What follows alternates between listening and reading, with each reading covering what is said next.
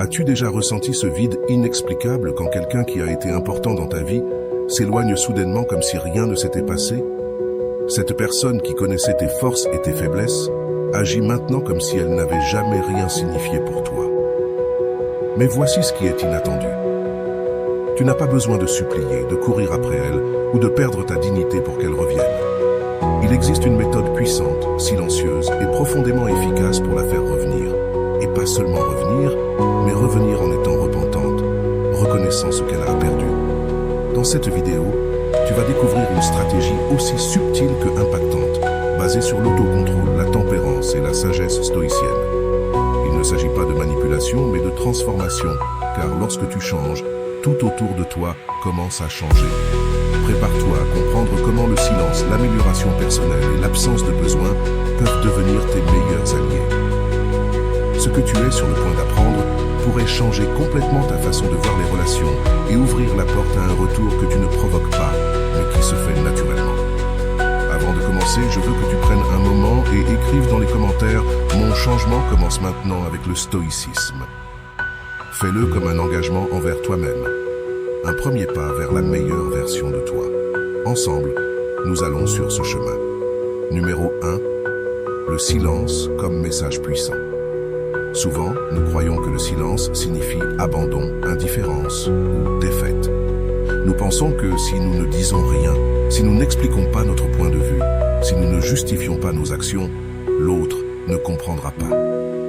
Mais ce que nous ne comprenons pas, c'est que le silence, utilisé avec intention, peut être la forme de communication la plus puissante. C'est un miroir inconfortable qui oblige l'autre à se regarder à l'intérieur, sans distraction ni excuse. Lorsque tu choisis de ne rien dire, tu n'es pas en train de disparaître.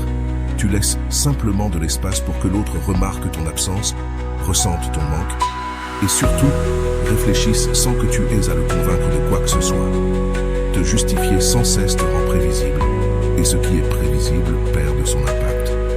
Lorsque quelqu'un sait déjà que tu vas envoyer un message, appeler ou chercher des explications, il arrête de t'écouter. Ta voix devient du bruit de fond. Mais lorsque tu cesses de parler, lorsque tu n'envoies aucun signal, quelque chose change.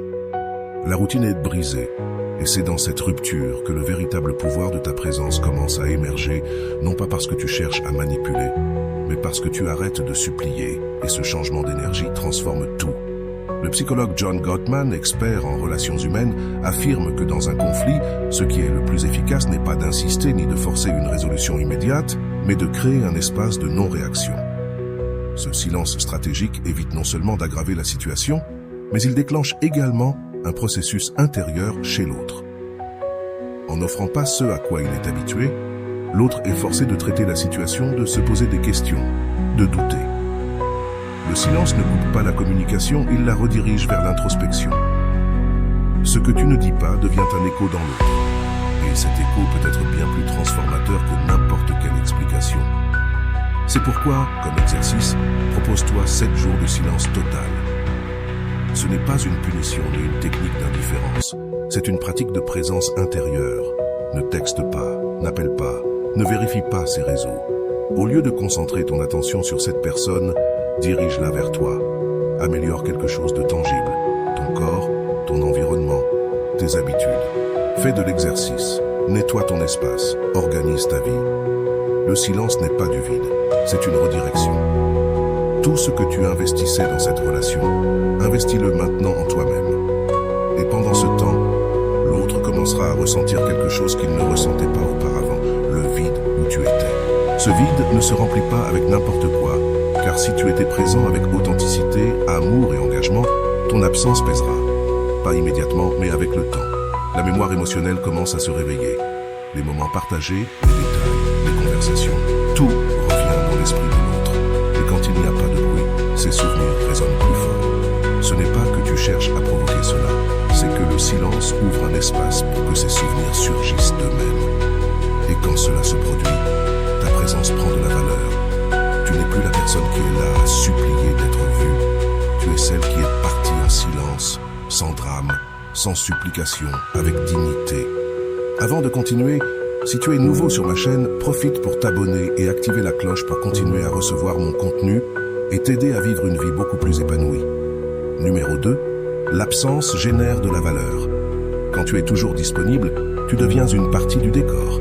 Quelque chose qui est toujours là et qui finit par ne plus être remarqué. Pas parce que tu n'as pas de valeur, mais parce que la familiarité le rend invisible. Et c'est là que se produit la grande erreur. Penser que pour que quelqu'un ne t'oublie pas, tu dois être constamment présent, répondre rapidement, publier des histoires, envoyer des messages. Mais en réalité, l'abondance de présence tue l'impact. La véritable influence naît de la rareté. Ce n'est pas l'absence par punition, c'est l'absence par dignité. C'est permettre à ton absence de révéler ce que ta présence ne pouvait plus prouver. Ta présence constante peut être mal interprétée comme un besoin, comme si tu avais besoin d'être là pour ne rien perdre. Mais lorsque tu fais un pas en arrière, sans avertir, sans explication dramatique, sans sous-entendu, tu commences à transmettre quelque chose de très différent. Tu transmets que tu as une vie au-delà de celle de la personne qui s'éloigne. Et cette énergie est magnétique, car il n'y a rien de plus attirant que quelqu'un qui n'a pas besoin de quémander de l'attention, quelqu'un qui, au lieu de combler les vides des autres, commence à nourrir les siens. Numéro 3, cesser de courir après pour retrouver ton centre. Lorsque quelqu'un s'éloigne de ta vie, la réaction automatique est souvent de courir après cette personne, comme si la distance physique ou émotionnelle devait être réduite au plus vite. L'impulsion est forte, presque irrésistible, de chercher une réponse, une explication, quelque chose qui apaise la tempête intérieure. Mais cette urgence ne vient pas de l'amour, mais de la peur de l'abandon, de la solitude, du silence, qui est plus douloureux que n'importe quel mot prononcé. Lorsqu'on se déstabilise et que le chaos des autres devient le sien, c'est là que l'individu stoïque fait un pas en arrière. Pas parce qu'il s'en fiche, mais parce qu'il a appris que perdre sa sérénité coûte trop cher en échange d'une attention momentanée. La sagesse stoïque enseigne qu'il ne faut pas permettre aux actions des autres de déterminer ton état émotionnel. Lorsque tu cours après quelqu'un qui s'éloigne, tu dis à ton esprit que sa présence vaut plus que ta tranquillité, et cela te rend esclave de la réaction. En revanche, le véritable pouvoir réside dans le fait de rester avec soi-même, de ne pas bouger, de respirer profondément et d'observer sans agir. De cette quiétude naît une force différente, une force qui n'a pas besoin de prouver quoi que ce soit, qui ne force pas ce qui ne veut pas être. Les études psychologiques soutiennent cette posture. Des recherches publiées dans le Journal of Personality and Social Psychology confirment que ceux qui agissent poussés par l'anxiété, par la peur de perdre, ont tendance à prolonger leur souffrance. Si vous êtes arrivé jusque-là, écrivez en commentaire « Je mérite d'être aimé ». Le manque de contrôle émotionnel ne fait pas que empirer la situation, il affecte aussi notre perception du contrôle. On a l'impression de ne pas tenir la barre, que nos émotions sont aux commandes, que l'angoisse dicte nos décisions. Cette sensation alimente un cycle de dépendance qui finit par drainer toute notre énergie. C'est pourquoi l'exercice le plus sage que tu puisses faire n'est pas d'envoyer un message ou de chercher une conversation précipitée, mais d'écrire. Prends un carnet et demande-toi avec une brutalité honnête: quelle partie de moi se sent insuffisante si je ne reçois pas de réponse? L'écriture te révèle ce que les impulsions ne permettent pas de voir.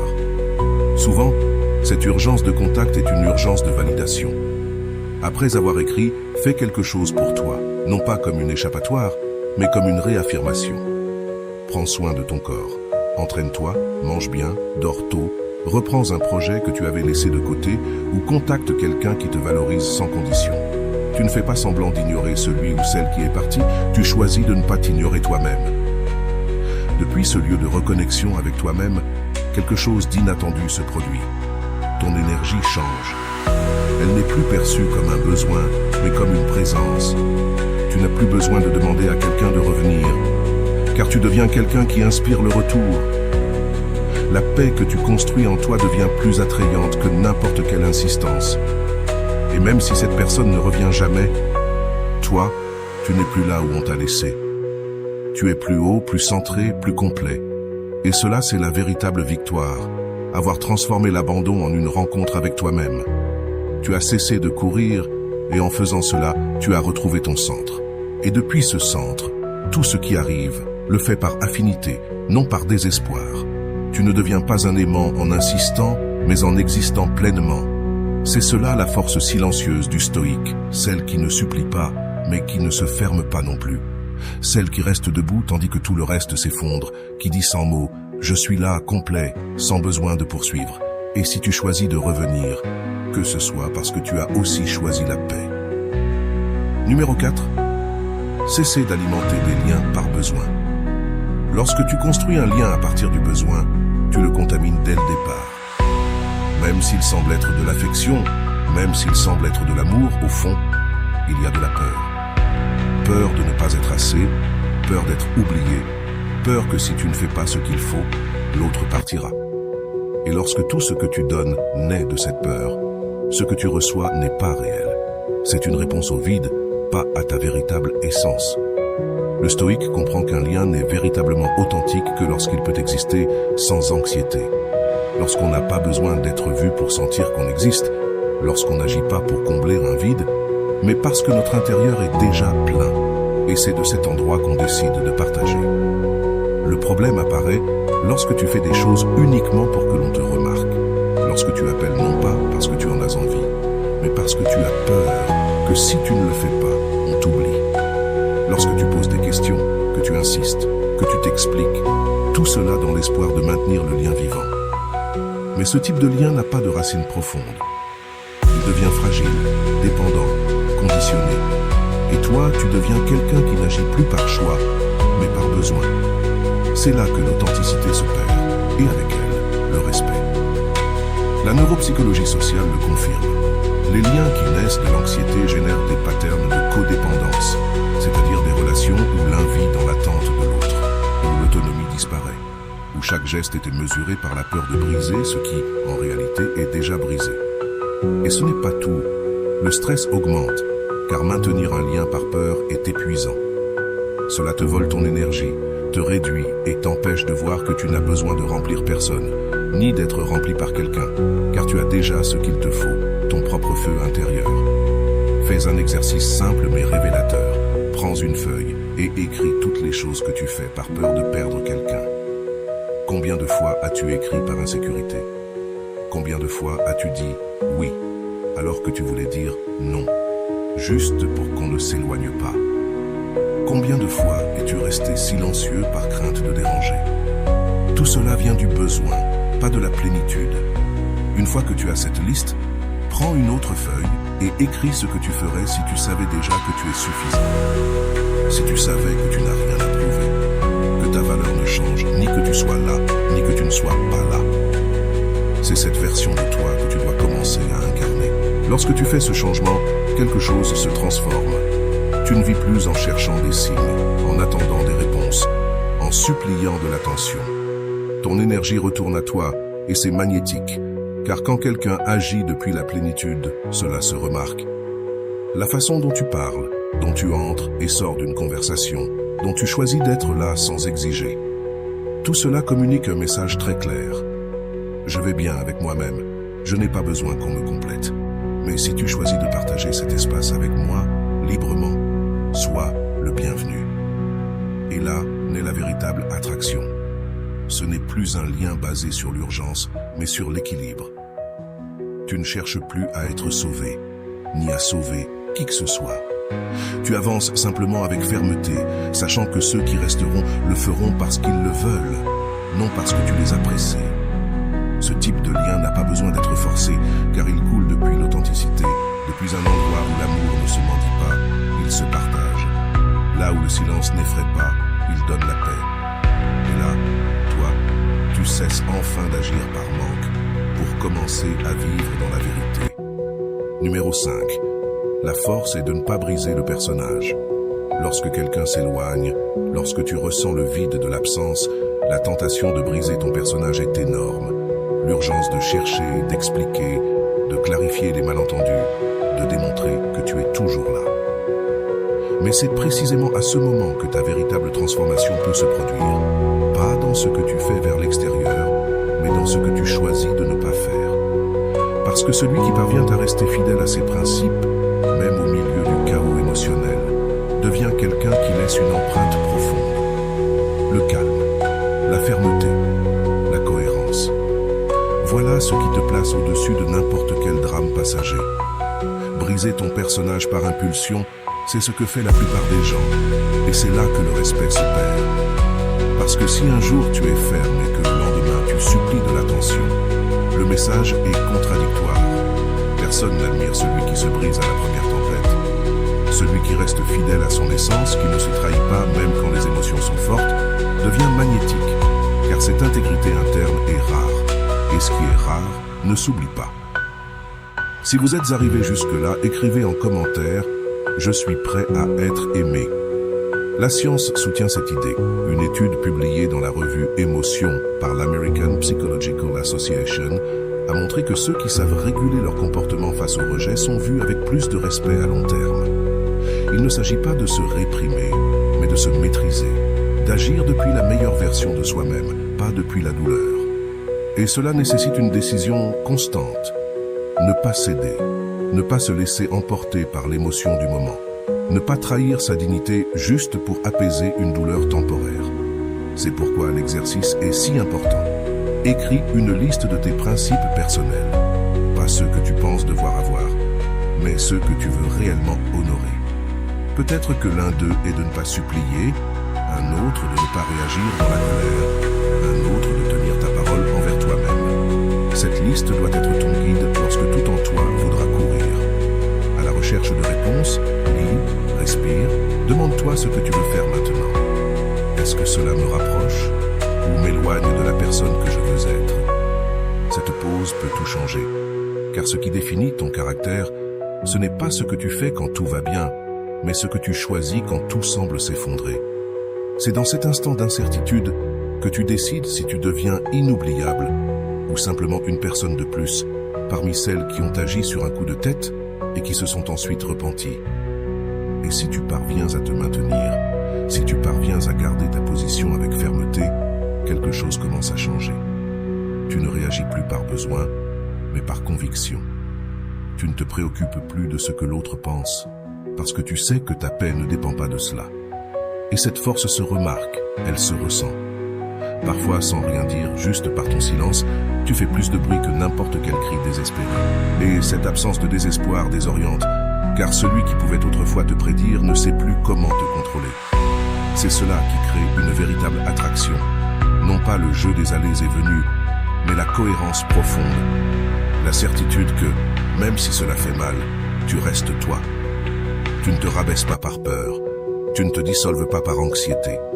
Tu peux tenir ta position avec la même calme qu'un arbre qui résiste au vent sans cesser d'être un arbre. Et lorsque cela se produit, celui qui t'a perdu commence à voir une version de toi qu'il ne peut plus contrôler. Une version qui ne dépend pas, qui n'insiste pas, qui ne se brise pas parce qu'elle a compris que la valeur ne se mendie pas, elle s'incarne. Et rester fidèle à soi-même n'est pas seulement le plus grand acte de respect, c'est aussi le début d'une nouvelle histoire où tu n'es plus celui qui supplie, mais celui qui inspire. Numéro 6. Cesser de se justifier. Lorsque tu sens le besoin de te justifier, tu remets ton pouvoir entre les mains de l'opinion des autres. Tu dis sans le dire que tu as besoin que quelqu'un approuve ce que tu fais, ce que tu ressens, ce que tu décides. Et cela ne te fatigue pas seulement, mais te place en dessous de celui que tu essaies de convaincre. Car se justifier constamment n'est pas un acte de clarté, c'est un symptôme d'insécurité. Celui qui vit en se justifiant oublie de vivre.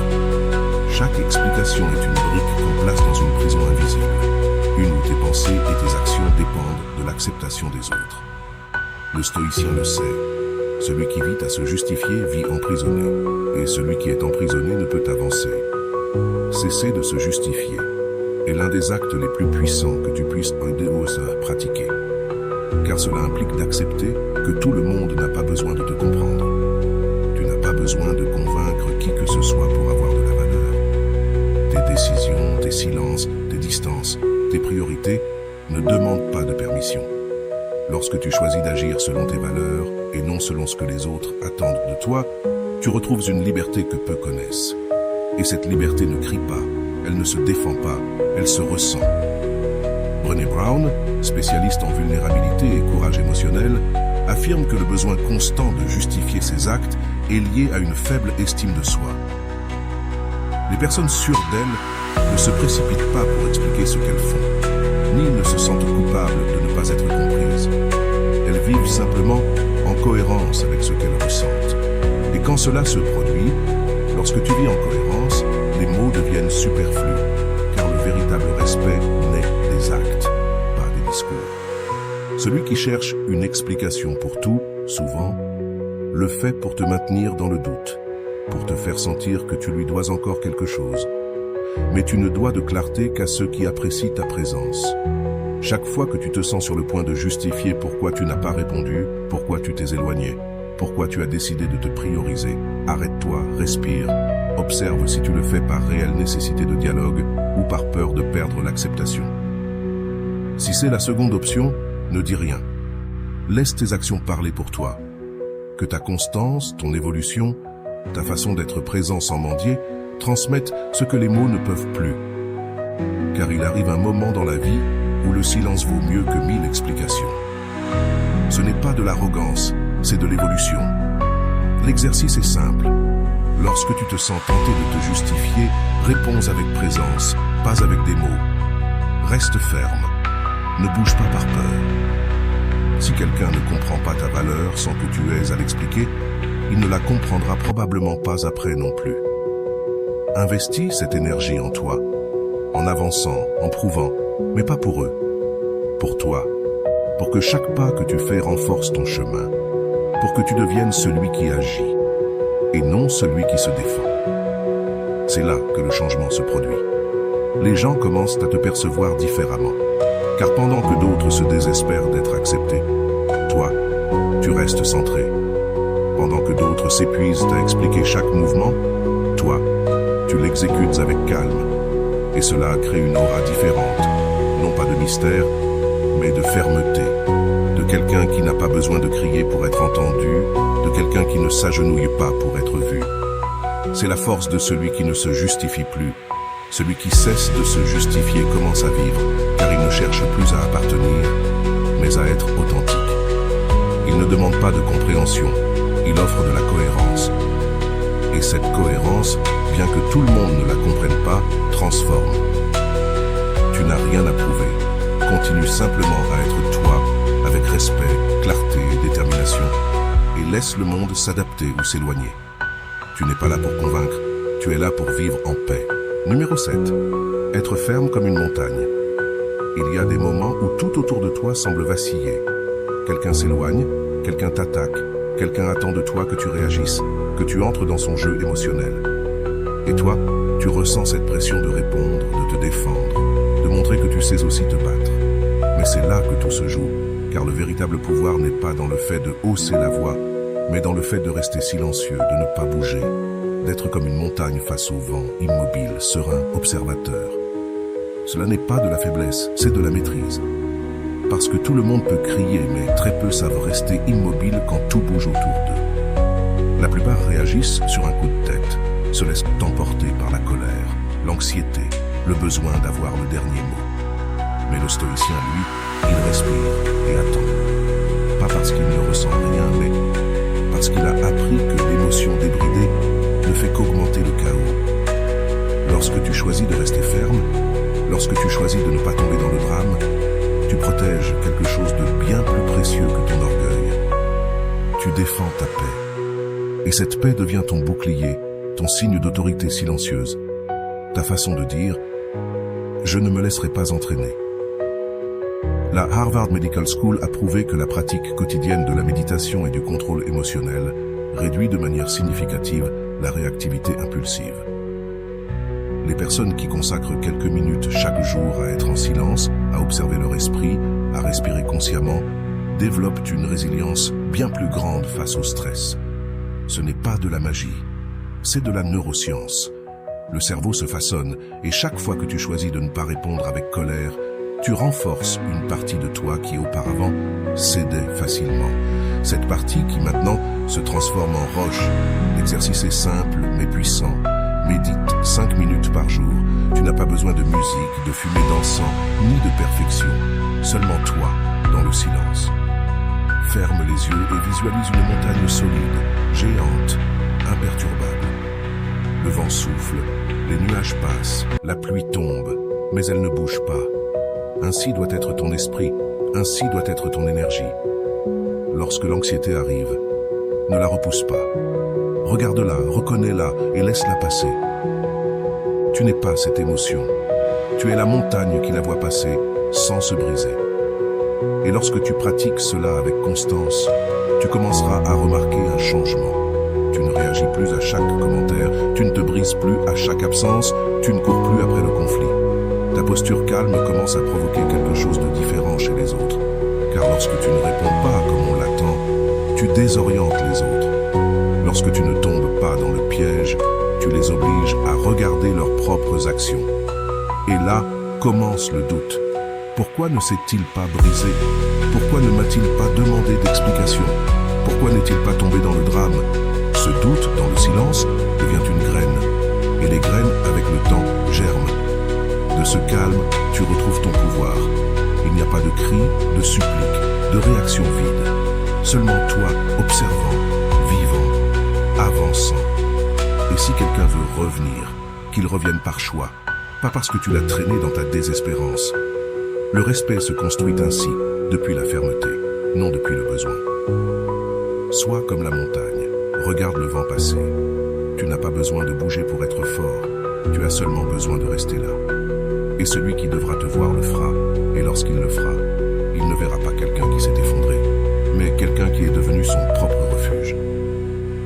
Numéro 8. Transformer l'absence en une présence inoubliable. Se retirer ne signifie pas toujours abandonner. Parfois, se retirer avec dignité est la décision la plus puissante que tu puisses prendre, car tu n'es pas en train de fuir, tu es en train de communiquer, sans mots, que ton énergie ne soutiendra plus un lien que seul toi alimentais. Ce n'est pas une punition, ce n'est pas de la vengeance, c'est du respect pour soi-même. C'est regarder une situation et dire « Jusqu'ici, je ne vais pas continuer à insister là où il n'y a pas de réciprocité. » Et même si tu ne dis rien, même si tu n'expliques rien, ton absence commence à parler. Et ce qu'elle dit est clair. Je ne suis plus disponible pour ce qui me fatigue. Lorsque ta présence devient constante, prévisible, attendue, elle perd de son impact. Ceux qui sont habitués à t'avoir toujours là commencent à prendre ta compagnie, ton affection, ton dévouement pour acquis. Et c'est normal. L'être humain a tendance à valoriser davantage ce qui est rare. C'est pourquoi, lorsque tu décides de te retirer, lorsque tu disparais sans scandale ni sous-entendu, quelque chose change. Cette routine de savoir que tu seras toujours là se brise et ce qui semblait avant normal commence à se sentir vide, car tu n'es plus là. Et cela se remarque. Le docteur Robert Cialdini, l'un des plus grands experts en influence et comportement humain, l'a prouvé dans ses recherches.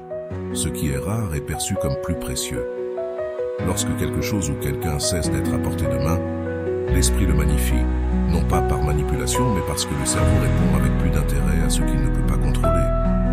Et toi, en te retirant avec dignité, tu deviens un élément rare. Tu n'es plus une présence insistante, tu es une absence avec un sens. Tu es cette question qui n'a pas été formulée à voix haute, mais qui reste en suspens. Pourquoi n'est-il plus là? L'exercice est simple, mais nécessite de la détermination. 21 jours sans écrire, sans regarder ses réseaux, sans réagir à ses histoires, ni tomber dans les provocations. Silence absolu, non seulement envers la personne, mais envers tout ce qui te connecte émotionnellement à elle. Pas de photos à revisiter, pas de recherche de signes. Pendant ces jours, tout ce que tu faisais pour maintenir ce lien, transforme-le en création. Un nouveau projet, un objectif que tu as remis à plus tard, une habitude que tu veux renforcer, un voyage que tu as toujours voulu faire. Fais-le, mais pas dans l'intention que l'autre le voie.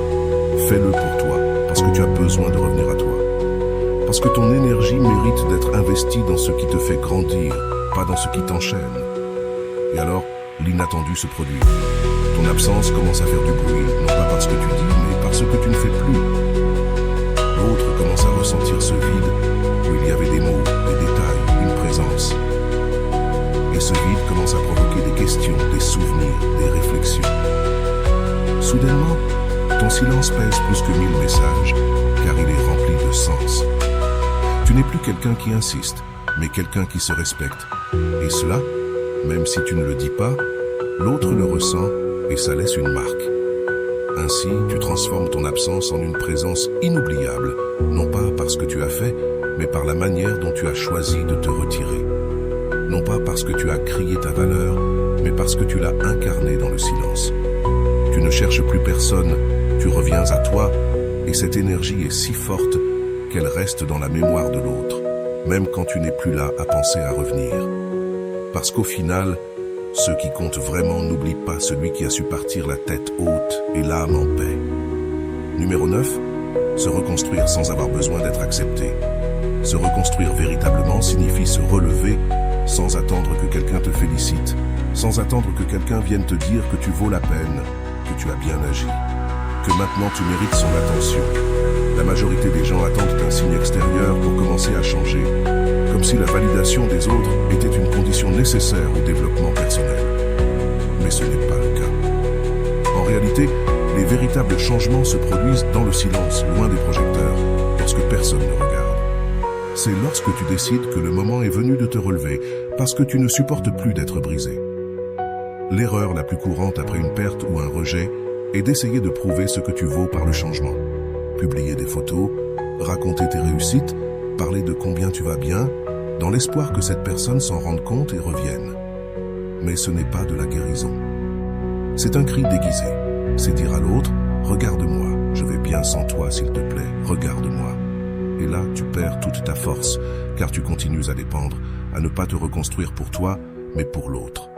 L'être stoïque ne fait pas cela. L'être stoïque n'a pas besoin qu'on le voie. Il change en silence, se transforme profondément. Et ce type de transformation est le plus puissant de tous. La science le confirme. Des études publiées dans Psychology Today sur l'estime de soi et la résilience émotionnelle révèlent que les personnes qui se concentrent sur leur développement intérieur pendant les moments de rejet ou d'abandon expérimentent plus de stabilité émotionnelle, moins de dépendance affective et une vie plus satisfaisante à long terme. Ce n'est pas une coïncidence. C'est parce qu'elles ont appris à regarder en elles-mêmes au lieu de continuer à supplier pour de l'attention de l'extérieur. Et là, dans ce mouvement de retour vers soi, quelque chose de magique se produit. Tu retrouves ton centre, ta dignité, ta paix. Fais un engagement réel envers toi-même pendant 30 jours. Tu n'as pas besoin de faire de grandes choses, seulement choisir une action quotidienne qui te reconnecte à ta valeur. Peut-être commencer à faire de l'exercice, lire un livre que tu avais laissé de côté, apprendre une nouvelle compétence, cuisiner de manière plus consciente, ou simplement t'asseoir pour méditer. Choisis quelque chose, mais fais-le pour toi, pas pour celui qui est parti, pas pour le montrer sur les réseaux, pas pour qu'on le sache. Fais-le parce que tu mérites d'aller bien avec toi-même, parce que tu ne veux plus dépendre de personne pour te sentir complet, parce que tu comprends que la seule approbation qui compte vraiment est celle que tu te donnes, chaque fois que tu tiens une promesse envers toi-même. Et chaque fois que tu termines cette activité quotidienne, répète mentalement « Je grandis pour moi, pas pour être accepté ». Que cette phrase devienne ta vérité, qu'elle devienne une armure contre le besoin de reconnaissance extérieure. Car quand tu arrêtes de vivre pour plaire, pour convaincre, tu te libères. Et dans cette liberté, tu commences à rayonner une énergie différente. Tu ne cherches plus, tu ne poursuis plus, tu n'as plus besoin de prouver quoi que ce soit. Tu existes simplement, complet, ferme, authentique. Et cela, même si tu ne le dis pas, les autres le ressentent. Ta présence change, ta manière de parler, de marcher, de regarder change. Car il y a quelque chose de puissant chez celui qui ne dépend plus d'être choisi. Et alors, curieusement, tu commences à être vu, mais non pas pour ce que tu montres, mais pour ce que tu émanes. La même personne qui croyait pouvoir partir sans conséquence commence à remarquer, à ressentir ta distance, ta transformation, ton nouvel éclat. Et même si cela éveille en elle le désir de revenir, ce qui compte, c'est que toi, tu n'attends plus. Parce que tu sais désormais que la valeur ne réside pas dans le fait d'être accepté, mais dans le fait de t'être choisi toi-même, même quand personne d'autre ne l'a fait. C'est là la véritable victoire. Pas que quelqu'un revienne, pas qu'on reconnaisse ta valeur, mais que toi, tu te sois reconnu dans le silence. Quand tu en avais le plus besoin, que tu t'es reconstruit non pour prouver, mais pour guérir. Non pour être vu, mais pour te voir, non pour que l'on t'aime à nouveau, mais parce que toi, enfin tu as commencé à t'aimer comme tu le mérites. Numéro 10. Accepter le silence comme sagesse. Le silence gêne, non parce qu'il est une faiblesse, mais parce qu'il a du poids. Parce que lorsque tu ne réponds pas, lorsque tu ne te justifies pas, lorsque tu ne cèdes pas à la pression d'expliquer chaque geste, tu changes les règles du jeu. Tu sors du terrain de la réaction et tu entres dans le domaine de la présence. Le silence n'est pas absence, il est présence élevée, il est un acte de sagesse qui nécessite du contrôle de soi. Dans un monde où tout le monde veut avoir le dernier mot, celui qui choisit de se taire devient le plus fort de la pièce. Lorsque tu acceptes le silence comme réponse, tu commences à dominer quelque chose de bien plus précieux que l'argument. Tu te domines toi-même. L'impulsion de parler, de répondre, de te justifier vient de l'anxiété, mais lorsque tu respires et permets au silence d'occuper cet espace, c'est l'autre qui commence à écouter, non pas parce que tu as parlé, mais parce que ton absence de réponse oblige à la réflexion. Celui qui attendait un drame trouve du calme. Celui qui cherchait une confrontation se confronte au vide. Et dans ce vide naît le doute. Est-ce que j'ai exagéré? Pourquoi n'a-t-il pas répondu? Pourquoi n'a-t-il pas réagi comme avant? Ces questions sont des graines semées dans le terrain du silence. Et c'est là que naissent les véritables changements. Épictète le disait déjà, le silence est plus sûr que n'importe quel mot. La science moderne le confirme. Des études récentes en psychologie montrent que l'utilisation de pauses intentionnelles pendant les conversations difficiles augmente l'influence émotionnelle. Les personnes qui parviennent à s'arrêter, respirer et observer avant de parler sont perçues comme plus matures, plus sûres et plus centrées. Non pas parce qu'elles dominent les autres, mais parce qu'elles ne sont pas dominées par leurs propres émotions. C'est cela, la véritable force. C'est pourquoi il est important de pratiquer la minute de silence consciente chaque fois que tu te sens sous pression, provoqué ou pris dans une situation émotionnelle intense. Arrête-toi pendant 60 secondes, ne dis rien, respire, reste avec toi-même. Ce n'est qu'une minute, mais en une minute, tu peux changer complètement l'énergie du moment. Tu cesses d'être prévisible, et plus important encore, tu te donnes l'espace pour discerner. Car tout ne mérite pas une réponse, tout commentaire ne nécessite pas de défense, et toute absence ne doit pas être comblée. Parfois, ce que tu peux faire de mieux pour toi et pour l'autre, c'est garder le silence. Avec le temps, cette habitude transforme ta manière d'agir. Tu cesses de réagir par impulsion et commences à choisir avec clarté ce qui mérite d'être dit et ce qui ne le mérite pas. Ce que tu laisses dans le silence, ce n'est pas comme une punition, mais comme une forme de sagesse. Parce qu'il y a des choses que le silence résout mieux que n'importe quel mot. Certaines situations se dissolvent d'elles-mêmes lorsque tu cesses de les alimenter avec de l'énergie.